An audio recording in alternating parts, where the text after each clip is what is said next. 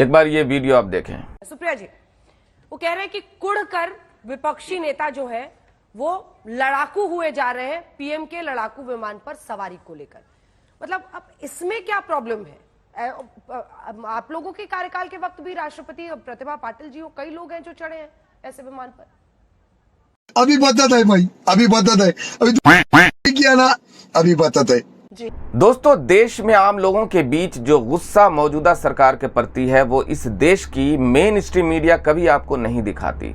लेकिन जैसे ही सत्ताधारी पार्टी के खिलाफ विपक्षी पार्टी अपनी आवाज बुलंद करने लगती है, ये मेन स्ट्रीम मीडिया, ये गोदी मीडिया सरकार की सुपारी लेकर सरकार की दलाली करने लगती है। मैं चाहूंगा पहले आप ये वीडियो देखें। हाँ, आप सबको मेरा नमस्कार। सुधांशु जी को भी दो बातें कहूंगी और उसके बाद आपके सारे सवालों का जो जवाब होगा देंगे। चुनावी ऑप, फोटो ऑप, इसको हम क्यों कह रहे हैं? बिल्कुल, देश के प्रधानमंत्री हैं, पायलट उड़ा रहा था, वो पायलट के पीछे बैठे हुए थे, उन्होंने सॉर्टी करी, कोई बात नहीं, वहां पर पैसेंजर या वेपन सिस्टम ऑफिसर बैठता है, 2 सीट होती है तेजस में, एक पायलट बैठता है, पायलट के पीछे मोदी जी बैठे थे, उन्होंने सॉर्टी करी, अच्छी बात है, इसमें कोई दिक्कत नहीं है। दिक्कत कहां पर है अंजना जी, वो समझने की कोशिश करिए। दिक्कत है कि राजस्थान में वोट पड़ रहा है। दिक्कत है कि उस दिन 5 जाबाजों के शहादत के बाद उनके शव घर पहुंच रहे हैं। दिक्कत है कि जिस बेंगलोर में मोदी जी हाथ उड़ा उड़ा के अभिवादन कर रहे हैं, वहां पर कैप्टन प्रांजल, 29 वर्षीय कैप्टन प्रांजल का शव पहुंच रहा है। उनके माता पिता और पत्नी बिलख बिलख के रो रहे हैं। इसको हम आगे नहीं कर सकते थे। दिक्कत इस बात में है कि प्रधानमंत्री से क्यों लेकर भाजपा के यूपी के नेता। सुप्रिया जी यहाँ बेंगलोर के रहने वाले शहीद कैप्टन प्रांजल के बारे में कह रही हैं, जिस दिन उनका पार्थिव शरीर उनके घर पर था और उनके घर पर मातम का माहौल था। उस दिन अपने प्यारे प्रधानमंत्री को एक्शन फिल्म की शूटिंग करनी थी। जरा स्टाइल तो देखिए। अक्षय कुमार भी शर्मा जाए ये सीन देखकर। देखते हैं वीडियो में आगे। पहुंच जाते 50 लाख का चेक लेकर कैप्टन शुभम, 27 वर्षीय कैप्टन शुभम जिनकी शहादत हुई, उनके मां के साथ चेक वहां पे खड़े हो जाते हैं खिंचाने के लिए। मां कहती है प्रदर्शनी मत करो। ये तुम्हें शर्म है? कुछ शर्म आया है? गिद्ध होने से दिक्कत है। दिक्कत इस बात से है कि जिस सचिन की शहादत हुई उसकी 8 दिसंबर को शादी थी। तो दिक्कत इस बात से है कि वक्त और समय होता है हर चीज का। यह चुनावी फोटो ऑप इसलिए था क्योंकि 1 से 1.25 लाख लोग राजस्थान के वायुसेना से लेकर आर्मी में हैं। प्रधानमंत्री हर बार ऐसा करते हैं। आपको शायद ना याद हो, मुझे अच्छी तरह से याद है। 14 मई का वो दिन, वोट पड़ रहा था लास्ट फेज का, और प्रधानमंत्री गुफा में बैठ गए और एक आंख से देख रहे थे कितने कैमरा उनको देख रहे हैं। प्रधानमंत्री लिट्टी चोखा खाने लगते हैं, बिहार में चुनाव का मतदान हो रहा है। प्रधानमंत्री असम का गमछा पहन के जाते हैं और फिर चाटुकार लोग बताते हैं कि देखिए असम का गमछा पहन के गए थे, असम में मतदान हो रहा है।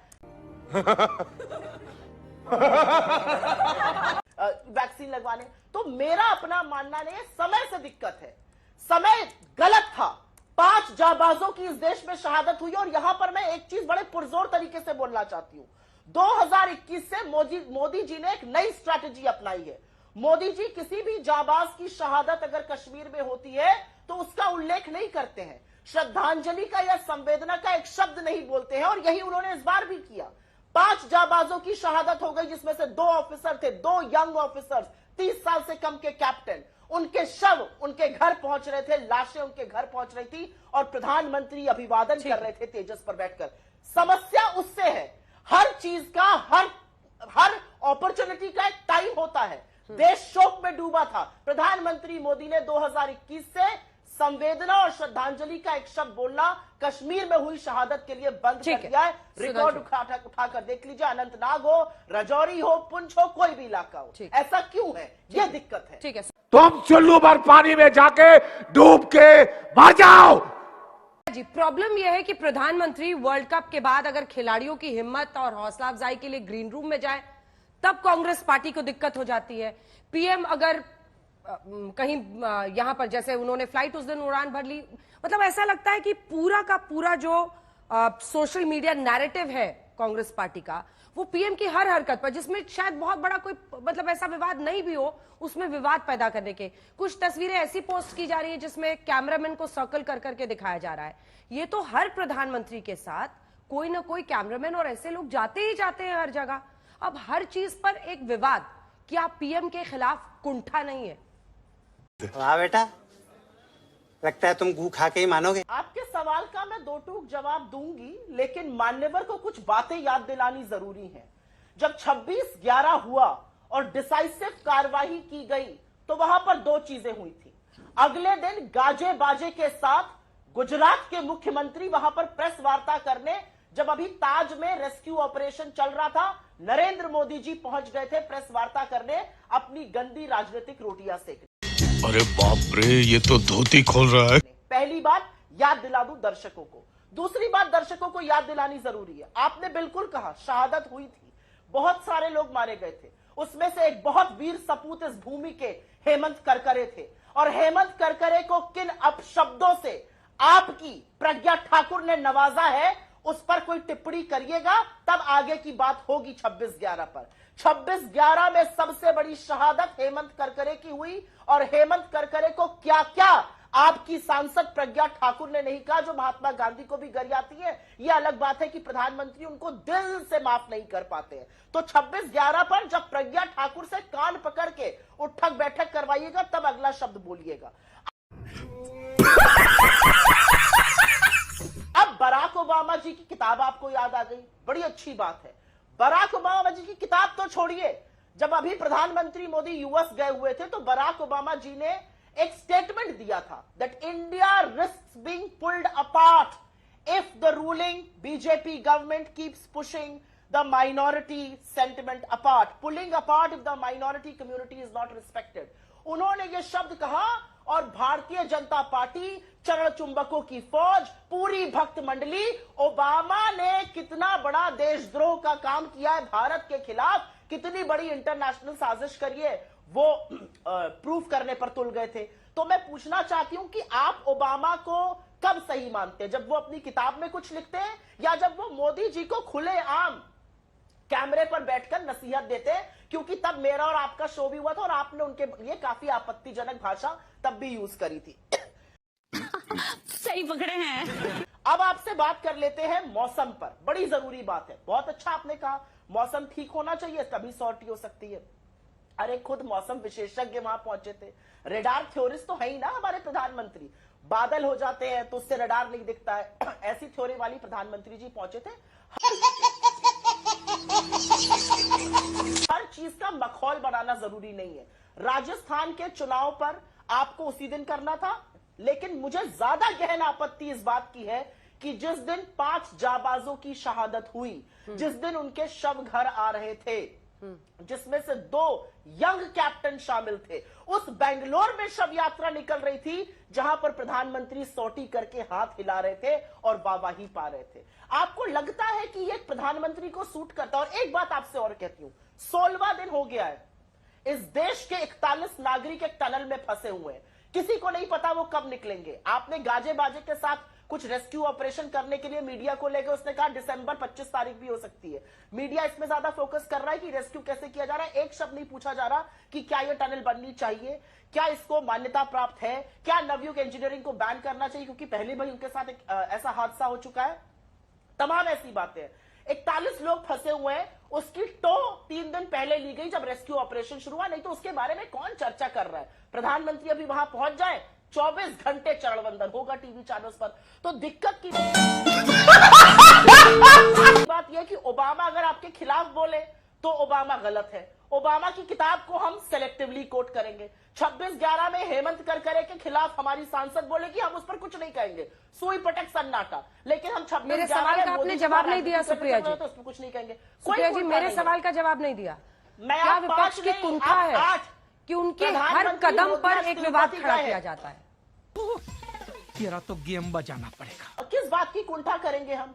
प्रधानमंत्री तो हर मोर्चे पर फेल हो रहे हैं। प्रधानमंत्री चाहे अर्थव्यवस्था हो, प्रधानमंत्री चाहे सैनिकों की सुरक्षा हो, लगातार शहादत हो रही है कश्मीर में। प्रधानमंत्री तो कहते थे सब कुछ ठीक हो जाएगा, लगातार हमारे जवान मारे जा रहे हैं। अभी एक कर्नल और मेजर को मारा गया, अब हमारे 2 कैप्टन मार दिए गए, 3 सिपाही मारे गए, जिसमें से एक की शादी थी 15 दिन बाद। तो किस मामले में, किस चीज से कुंठा होगी? जो प्रधानमंत्री कहीं सफल ही नहीं हो रहा, उससे हमें कुंठा करके मिलेगा क्या? आप प्रधानमंत्री जी 8 कैमरा, मैंने थोड़ा प्रोडक्शन किया है ना टीवी में, 8 कैमरा लेकर गए प्रधानमंत्री जी। अरे आप 80 लेकर जाइए, इस देश का तो कुछ भला करिए, कुछ मुद्दों की बातें तो करिए। और आज का डिबेट अगर हम ये कहते कि प्रधानमंत्री मोदी ने मध्य प्रदेश, राजस्थान, छत्तीसगढ़, तेलंगाना और मिजोरम में तो खैर उनको जाने को मना कर दिया गया था, एक मुद्दे की बात करी। मैं एक बात कह के अपनी बात खत्म करती हूं। प्रधानमंत्री मोदी ने मध्य प्रदेश और छत्तीसगढ़ में कहा मैं 450 में सिलेंडर दूंगा, तेलंगाना के मैनिफेस्टो में 500 में सिलेंडर है। अच्छी बात है, आपने राजस्थान में सीखा हमसे। आप बाकी देश में क्यों नहीं देते हैं? आपकी 10 जगह सरकार है, आप क्यों नहीं देते हैं 500 में सिलेंडर? आप मुद्दों से बात क्यों नहीं करते हैं? एक मुद्दे पर उनको घेरा नहीं जाएगा, एक मुद्दे पर वो जवाब नहीं देंगे। अब 48 घंटे बाद हम सॉर्टी पर डिस्कशन करें, हम 10 घंटे डिस्कशन करेंगे। प्रधानमंत्री मोदी से पूछिए 500 का सिलेंडर पूरे देश के लिए क्यों नहीं? और वो कह रही है अंजना जी, भारतीय जनता पार्टी के प्रवक्ताओं की ज्यादा बातें सुन लेंगे तो शायद अगली बार ये भी हम समझने लगे, या अगली बार वो ये भी कह दे भारतीय जनता पार्टी के प्रवक्ताओं को, अगर ज्यादा ध्यान से सुनिए, कि 2014 से पहले पत्ते पहनकर हम सब लोग पेड़ों पर रह रहे थे और जो उगता था पेड़ से उसको तोड़कर खाते थे। कहां यहां पर संविधान था, कहां यहां पर कोई प्रोग्रेस थी, कहां यहां पर इंस्टीट्यूशंस थे? ये बेचारे आए तो भारत आजाद हुआ, नहीं तो हम सब लोग पेड़ पौधों पर, पत्तों पर रहते थे, पत्ते पहन के घूमते थे। अगर भारतीय जनता पार्टी की सुन लीजिए तो ये होगा, अरे मान्यवर जब आप पैदा नहीं हुए थे तो इस देश में IIT, AIIMS, Baba research atomic centre, Indian institute of science, IIMs, ऐसे इंस्टीट्यूशंस की नींव रख दी गई थी और वो बना दिए गए थे जब हमारी और आपकी पैदाइश नहीं हुई थी। मान्यवर तो बड़ी दूर की बात है। पहली बात तो इनकी बातों पर ये इतना विश्वास मत कर लीजिए कि सब कुछ अभी हुआ है। भारतीय जनता पार्टी से एक सवाल पूछिए, इतने आत्मनिर्भर हम हो रहे हैं तो डिफेंस इंपोर्ट लगातार बढ़ता क्यों जा रहा है? डिफेंस इंपोर्ट को तो घटना चाहिए था। डिफेंस इंपोर्ट लगातार बढ़ता जा रहा है, 40,000 करोड़ रुपए के पार हो गया है। ऐसा क्यों है? हम आत्मनिर्भर है तो हमें तो डिफेंस इंपोर्ट घटाना चाहिए। डिफेंस इंपोर्ट लगातार बढ़ रहा है। अब ये लोग कहेंगे, इन लोगों की बुद्धि तो ऐसी है कि जब इनसे आप इंपोर्ट एक्सपोर्ट की बात करिए तो ये सीना ठोक के कहने लगते हैं हम सबसे बड़े टेलीफोन बनाने वाले बन गए। अरे कैसे बन गए? क्योंकि आप यहां पर असेंबली करने लगे। Value addition zero. Import bill देख लीजिए, सारे के सारे पंजर जो हैं, जो जिसको पार्ट्स कहते हैं, असेंबली लाइन के पार्ट्स, वो सारे इंपोर्ट हो रहे हैं। तो इन लोगों की जो क्षमता समझने की है इकोनॉमी, वो बहुत लिमिटेड है और वो दिख भी रहा है। इसीलिए करवाली बेइज्जती हम असेंबली पार्ट्स करके अपना सीना ठोक रहे हैं। इंपोर्ट का बिल लगातार बढ़ता जा रहा है। ऐसे थोड़ी $100 बिलियन पास हो गया चीन से। मैं फिर से 2 बातें कहूंगी। इन्होंने कहा चुनाव हर 6 महीने पे होते हैं। मेरा तो डायरेक्ट सवाल था ना, आपके अंदर 500 रुपए सिलेंडर देने की क्षमता है जहां चुनाव होगा, बाकी देश में क्यों नहीं है? उत्तर प्रदेश में 2700 में गेहूं क्यों नहीं खरीदते? बुआई चल रही है, अनाउंस कर दीजिए इस बार 2700 में खरीदिएगा। उत्तर प्रदेश में MSP पर नहीं खरीद होगी। MSP के खिलाफ, बोनस के खिलाफ कानून मोदी सरकार बनाएगी और जाकर अनाउंस करेगी मध्य प्रदेश और छत्तीसगढ़ में, जहां करारी हार होने वाली है, कि हम 2700 में गेहूं खरीदेंगे। जाकर अनाउंस करेंगे हम 500 में सिलेंडर देंगे। अरे चुनाव हर 6 हफ्ते पर हो, 6 महीना भूल जाइए। आप बाकी जगह जाकर जो कहते हैं वो अपने शासित राज्यों में क्यों नहीं करके दिखाते? हम तो इस वीडियो के सामने आने के बाद सवाल तो बनता ही है, 500 में सिलेंडर दे रहे हैं, हम 200 यूनिट बिजली मुफ्त दे रहे हैं, हमने महिलाओं के लिए फ्री करी हुई है बस सेवा, आप कब कर दिए? और एक बात और अंत में कहकर अपनी बात खत्म करते हैं। प्रधानमंत्री मोदी जी बड़ी लच्छेदार बातें करते हैं, खूब लच्छेदार बातें करते हैं। चुनाव में जाते हैं, वही काठ की हांडी चढ़ाते रहते हैं। उस काठ की हांडी को चढ़ाने से पहले इस बात का जवाब दीजिए कि आपके जो नरेंद्र सिंह तोमर हैं, उनके यहां ईडी कब जाएगी? बाबा बालकनाथ के यहां ईडी कब जाएगी? क्योंकि ऐसे ऐसे आक्षेप लगे हुए 10-10 हजार करोड़ घोटाले के, और सरकार की मुंह पर टेप लगा है, आंखों पर पट्टी बांध के हे राम जी जगत बना ही नहीं। असलियत यह है सरकार की, असलियत यह है भारतीय जनता पार्टी की। ठीक है।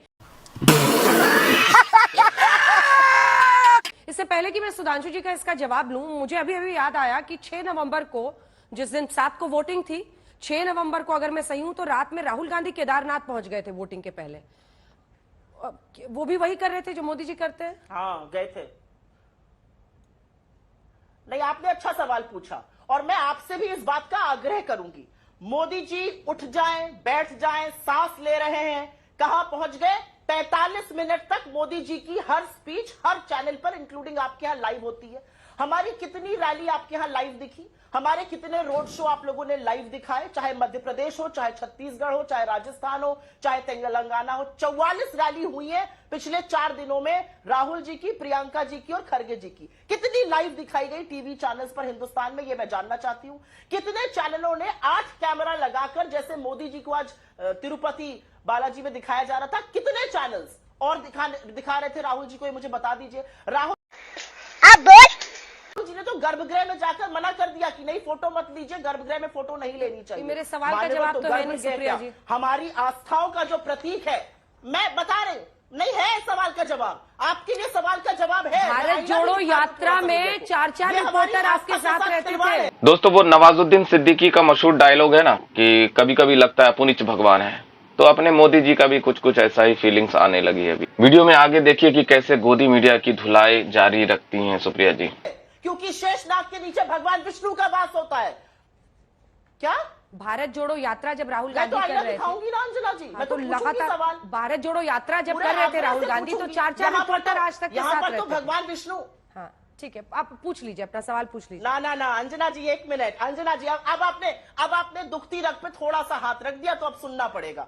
भारत जोड़ो यात्रा के दौरान मैं जितने भी शोज में भारत जोड़ो यात्रा पर गई, वो यात्रा में उभरते हुए जन सैलाब, राहुल जी के साथ मिलते हुए लोग, उस पर नहीं था। जब जब भारतीय जनता पार्टी ने कंट्रोवर्सी करी, एक छोटी सी बच्ची हिजाब पहनकर आ गई, किसी ने जूते पर कंट्रोवर्सी कर दी, किसी ने आरती, तब मैं शो पर गई हूं, क्योंकि तब मीडिया ने शो किया। उमड़ते हुए जनसैलाब में हाँ बिल्कुल आपके रिपोर्टर आए, उस पर डिबेट कितने हुए, उसको प्राइम टाइम कितना मिला, इस पर मेरा मुंह प्लीज मत खुलवाइएगा, थोड़ा सा मुझे उस पर खेद है। ये जो